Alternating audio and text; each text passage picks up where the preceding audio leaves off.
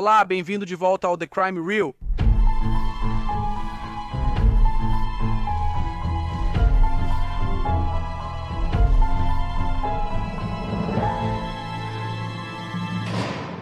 O vídeo de hoje conta a história de Susan Waring, uma mulher vulnerável de Darwin, em Lancashire, que, contra todas as probabilidades, sobreviveu a um ataque violento à sua vida apenas para acabar em uma situação ainda pior. Susan nasceu em 5 de maio de 1973. Ela tinha 2 irmãs, Karen e Lynn, e um irmão chamado Peter. Crescendo, as crianças tiveram o que poderia ser descrito como uma infância normal, com Susan sendo uma menina divertida, travessa e às vezes arteira. Susan tinha dificuldades de aprendizagem e agia como se fosse mais nova do que realmente era, e nos anos 1980, seus pais decidiram transferi-la da escola regular para uma escola mais especializada para as necessidades dela. Susan também tinha problemas físicos e era parcialmente cega. Quando adulta, era vulnerável e frequentemente tinha dificuldades para se virar sozinha. Ela teve 5 filhos, embora não esteja claro quando essas crianças nasceram e com quem moravam. Quando estava na casa dos 20 anos, ela começou a ter problemas com bebida e drogas. Enquanto sua família tentava apoiá-la nesse período, a personalidade de Susana mudou e, agora envolvida em um estilo de vida totalmente diferente do restante da família, ela ficou cada vez mais isolada. Por volta de 2007, Susana se mudou de sua família em Darwin para Redburn, na Escócia. Ela se comunicou com eles principalmente por telefone nesse período. Em algum momento, enquanto morava na Escócia, o parceiro de Susana faleceu repentinamente. Ela ainda bebia muito e usava drogas, tornando-se um alvo fácil para criminosos locais que começaram a usar sua casa para fins ilegais. Nas primeiras horas do dia 25 de julho de 2017, um incêndio devastou sua casa. Susan, de 44 anos, ficou presa dentro de um quarto no primeiro andar. Enquanto ela gritava por socorro, os vizinhos correram para ajudá-la, mas foram impedidos pela fumaça preta e densa. A polícia chegou, mas também não conseguiu alcançá-la. A polícia foi seguida pelos bombeiros, que conseguiram tirá-la do prédio em chamas. Susan foi levada às pressas para o Hospital Royal Alexandra. Um dos vizinhos que testemunhou o ocorrido disse que as pessoas tentaram entrar para tirar a mulher, mas a fumaça estava muito densa. Nós podíamos ouvi-la gritando enquanto estava presa no quarto, e então ela simplesmente ficou em silêncio. Foi horrível. Havia muitos relatos de comportamento antissocial na área, e a casa de Susan já havia sido alvo de vandalismo repetidas vezes. Os vizinhos informaram que já haviam manifestado suas preocupações ao Conselho de West Dunbartonshire, que era proprietário do imóvel, sobre danos na casa da mulher, como janelas quebradas e a porta sendo arrombada. Muitos de nós já ligamos várias vezes para o conselho sobre o que estava acontecendo naquela casa e nada foi feito. As janelas da casa foram quebradas inúmeras vezes e houve muitos incidentes de vandalismo. Todos nós sentimos que ela já deveria ter sido retirada de lá. A inalação de fumaça deixou Susan lutando pela vida. Ela foi colocada em coma induzido. E era incerto se ela sobreviveria, e caso sobrevivesse, se conseguiria falar novamente. Após 9 dias, seu estado começou a melhorar, e foi relatado que ela havia saído do coma. Foi constatado que o incêndio havia sido provocado intencionalmente. Vários objetos, incluindo uma sapateira e uma televisão, foram colocados atrás da porta do quarto de Susana para que ela não conseguisse escapar do incêndio. No dia 12 de setembro de 2017, um homem de 27 anos, Liam McCafferty, foi preso e acusado de incêndio criminoso e tentativa de assassinato. Enquanto isso, a família de Susana a convenceu a voltar para Darwin para ficar mais perto deles. Depois de inicialmente se mudar para a casa da mãe, a família se uniu e ajudou Susana a se instalar em um apartamento para que ela pudesse recomeçar. Quando Liam foi a julgamento em março de 2018, ele negou qualquer envolvimento no incêndio e, em vez disso, colocou a culpa em outro homem. Susana depôs e disse não se lembrar do incidente. Ela disse que havia pessoas em sua casa bebendo e que ela mesma tinha bebido demais. No dia 26 de março de 2018, o júri devolveu um veredito de não comprovado no Tribunal Superior de Glasgow. Liam não demonstrou emoção ao ouvir o veredito e saiu como um homem livre. De volta a Darwin, Susan iniciou um novo relacionamento e sua família temia que ela estivesse usando drogas de novo. Susan negou isso, mas novamente se afastou da família.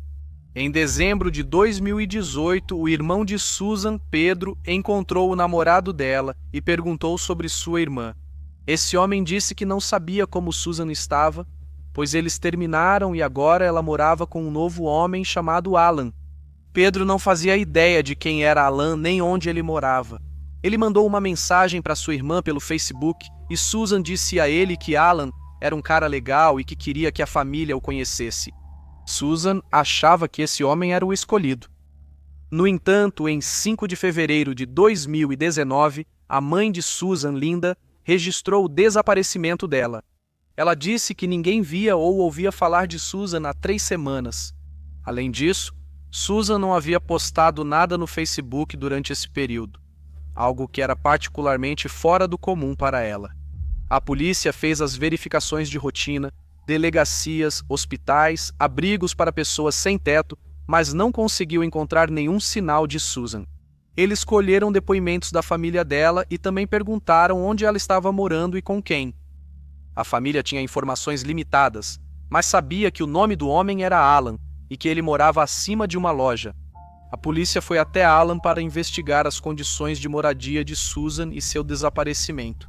Quando chegaram ao apartamento dele, Alan foi simpático e educado. O apartamento estava extremamente bagunçado, mas ele explicou que estava mais arrumado do que o normal e que ele vinha tentando descobrir quais roupas estavam faltando para saber o que Susan estava vestindo quando desapareceu. Ele acreditava que era um suéter azul de lã com o número 55. Nessa visita, Alan parecia pequeno, andava arrastado pelo apartamento usando um grande sobretudo e chapéu. Alan afirmou à polícia que dormia quando Susan saiu do apartamento pela última vez. Ele se lembrou dela lhe dando um beijo de despedida e quando acordou por volta das 10 da manhã, ela já tinha ido embora. Tanto a família quanto a polícia tiveram suspeitas imediatas. Na foto do Facebook de Alan, ele aparece muito musculoso, em forma e forte, nada parecido com o homem que andava cambaleando pelo apartamento. A polícia acreditava que o grande sobretudo e o comportamento eram uma tentativa de esconder sua força. A família de Susan achava que eram um casal estranho. Ela era muito receptiva e confiava facilmente, precisando de proteção e orientação. Alan parecia um fisiculturista e, através do ex-namorado de Susan, a família tinha ouvido que Alan usava drogas pesadas e era controlador e violento. A polícia lançou um apelo nacional e alguns possíveis avistamentos na Escócia deram alguma esperança de que Susan estivesse viva e bem. No entanto, esses avistamentos logo foram descartados. Em 19 de fevereiro de 2019, 5 semanas após Susan ser vista pela última vez, parecia que a esperança de encontrá-la viva estava se esvaindo. Não havia nenhuma atividade em conta bancária, telefone ou Facebook. A polícia continuava investigando Alan. Em março, a investigação deixou de ser um caso de pessoa desaparecida e passou a ser um caso de homicídio sem corpo, e Alan era o principal suspeito. Ele havia apresentado alguns comportamentos estranhos. Ele enviou uma foto de Susan, na qual ela tinha ferimentos extensos no rosto, para a irmã de Susan depois que Susan desapareceu. Ele não conseguiu explicar por que fez isso, além de dizer que houve uma confusão com os telefones. Também foi descoberto que no dia 17 de janeiro, pouco antes do último avistamento confirmado de Susan, ela havia ido ao consultório médico com ferimentos significativos no rosto. Susan ficou tão angustiada enquanto estava na sala de espera que as recepcionistas a levaram para um canto. Susan saiu do consultório antes de ser atendida pelo médico. Ela voltou mais tarde naquela tarde, dessa vez acompanhada por Alan. Ela foi examinada pelo médico, que suspeitou que ela tinha fraturas faciais e notou que havia líquido saindo do ouvido dela. Alan explicou que Susan sofreu esses ferimentos depois de ser atacada por algumas garotas. O médico disse que os ferimentos eram tão graves que ela deveria ir ao pronto-socorro do hospital. Ela nunca foi. Em abril, Alan foi preso sob suspeita de assassinato e seu apartamento foi revistado. Ele parecia chocado e negou responsabilidade pelo assassinato de Susan. A polícia tinha 3 dias para acusá-lo de um crime. Caso contrário, seria obrigada a liberá-lo. Durante os interrogatórios da polícia, ele foi inicialmente prestativo e cooperativo, mas à medida que as perguntas ficaram mais difíceis, sua postura mudou. Ao ser questionado sobre a consulta, ele afirmou que foi Susan, não ele, quem disse que ela havia brigado com garotas em Oxford. Ele disse que não sabia de nenhum outro ferimento que ela tivesse sofrido, e também afirmou que nunca a machucaria. Alan afirmou que queria que ela fosse ao pronto-socorro depois da consulta médica, mas que Susan não quis ouvi-lo. Nesse momento, a polícia já possuía imagens de câmeras de segurança que mostravam um possível avistamento de Susan com Alan em 29 de janeiro de 2019, 12 dias após a consulta com o clínico geral. As imagens das câmeras de segurança vieram de um supermercado local, mas não tinham áudio e eram de qualidade bastante ruim, o que dificultava a identificação positiva do casal. O vídeo foi exibido para amigos e familiares de Susan, mas eles não conseguiram concordar se a mulher nas imagens era de fato Susan. Quando Alan foi mostrado as imagens das câmeras de segurança e perguntado se conseguia identificar as pessoas nelas, ele ficou agitado e começou a responder. Sem comentários. A polícia continuou a perguntar e ele começou a chorar antes de sussurrar baixinho que era Susan e ele. Os policiais achavam que Alan escondia mais informações. Alan seguia evitando as perguntas deles e eles estavam sem tempo para acusá-lo. Eles precisavam de mais provas. Uma busca era feita no apartamento de um quarto de Alan, no primeiro andar. Apartamento na Blackburn Road, em Darwin. O apartamento foi descrito pela polícia como o paraíso de um acumulador. Havia objetos espalhados por todo o chão e móveis. Não havia lâmpadas e com tanta coisa para vasculhar, a busca deles foi minuciosa. Logo depois, eles fizeram uma descoberta interessante. Em meio a todo o caos no apartamento, foi notado que, em algum momento entre a visita inicial da polícia em março e a prisão de Alan em abril, o apartamento havia sido pintado e colocado papel de parede novo. Por trás dessa nova decoração, a polícia encontrou pequenas quantidades de sangue. Também acharam pequenas quantidades na porta da frente e em uma bandeira próxima. Além disso, havia um pouco de sangue no sofá, mas em quantidade pequena, que poderia ser explicada por um sangramento nasal. Os óculos de Susan foram encontrados com uma pequena mancha de sangue. Foi constatado que o sangue pertencia a Susan. Embora parte do sangue fosse compatível com uma agressão sofrida por Susan, era impossível determinar a gravidade da agressão. A polícia encontrou outra prova perturbadora, uma máscara de látex de caveira que cobria a cabeça. Isso foi enviado para o laboratório para análise. Foram encontradas mais de 150 pequenas manchas de sangue com DNA de Susan. O DNA de Alan foi encontrado na máscara, provando que ele a usou. Acredita-se que as partículas finas de sangue podem ter vindo de Susan respirando pesadamente, com a boca e o nariz ensanguentados. Apesar de todas essas descobertas, não havia provas suficientes para demonstrar que o apartamento foi um local significativo do ataque, e sem um corpo e apenas com evidências circunstanciais, a polícia não teve escolha a não ser liberar Alan.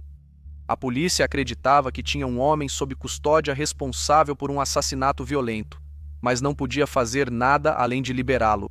Eles continuaram a monitorar e investigar, mas Alan era um homem livre.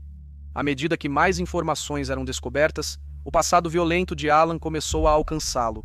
Foi descoberto que ele tinha um longo histórico de violência doméstica, mas nunca teve nenhuma condenação significativa. Ou o caso nunca tinha ido a julgamento ou o processo tinha sido arquivado. A polícia começou a localizar as parceiras anteriores de Alan, que revelaram detalhes de violências horríveis que sofreram nas mãos dele. Uma mulher estava tão assustada com ele que chegou a mudar de nome.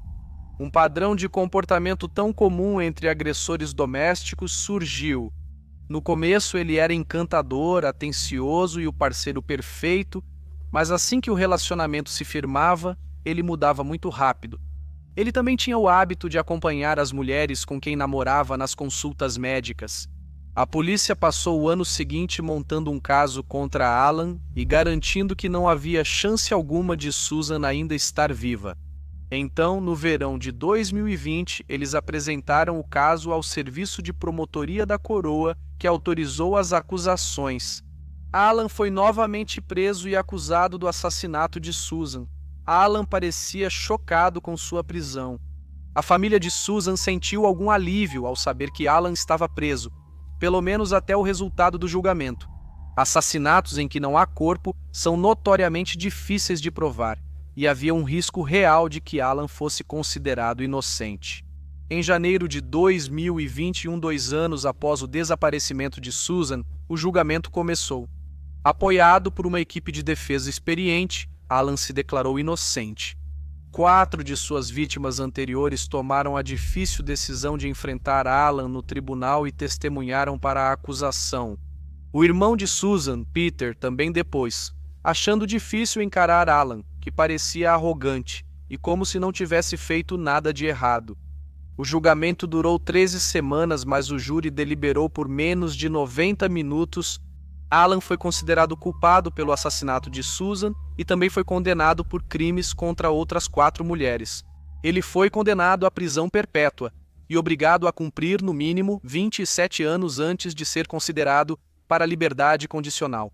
Em uma declaração lida no tribunal de Preston, o irmão de Susan, Pedro, disse que, como uma família enlutada, fazemos um último pedido para que Alan Edwards nos diga onde está nossa querida Susan, para que possamos ter um desfecho.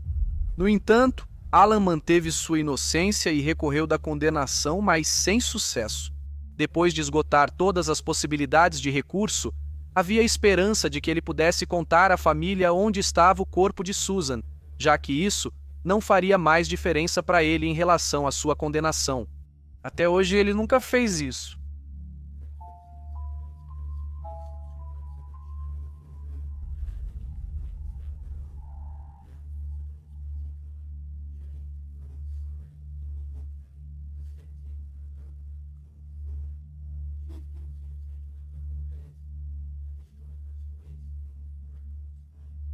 A comida favorita dela geralmente é o jantar da Jade, se a Jade se distrair alguns segundos.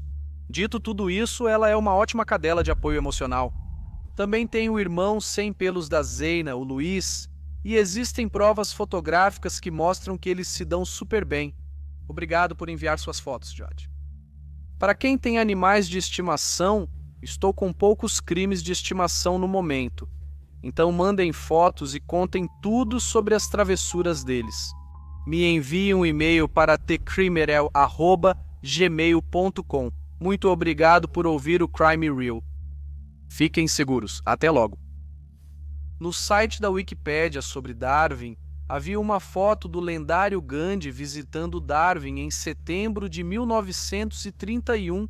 Tenho certeza de que vi uma estátua dele em São Francisco uma vez, e sei que há uma muito mais perto, em Londres, que ainda não vi. Adeus.